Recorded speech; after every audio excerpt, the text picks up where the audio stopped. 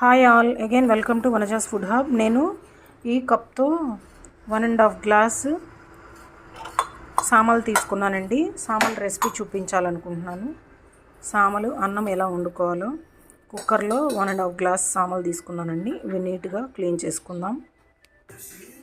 నీట్గా ఇలా క్లీన్ చేసుకోవాలండి 3-4 టైమ్స్. ఇప్పుడు ఇదే గ్లాస్తో కొలిచి 4 గ్లాసెస్ వాటర్ ఇందులో వేస్తున్నాను. కుక్కర్ కాబట్టి సరిపోతుందండి, పొడి పొడిగా వస్తుంది రైస్.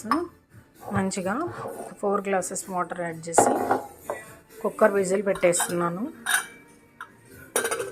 ఒక 2 విజిల్స్ రానిచ్చి ఎలా కుక్ అయిందో చూద్దాం. 2 విజిల్స్ రాగానే స్టవ్ ఆఫ్ చేద్దామండి. కుక్కర్ అయితే పెట్టేసాను స్టవ్ పైన. విజిల్స్ తర్వాత స్టవ్ ఆపేసామండి. ఇలా పొడి పొడిగా సామలు రైస్ ఉడికిపోయిందండి. ఇంకా మనం తీసి కర్రీస్తో సర్వ్ చేసుకోవడమే. నచ్చితే కనుక మీరు కూడా లైక్ చేయండి, షేర్ చేయండి, సబ్స్క్రైబ్ చేసుకోండి. మీ ఇంట్లో సామల అన్నం వండుకొని తినండి, చాలా హెల్దీ.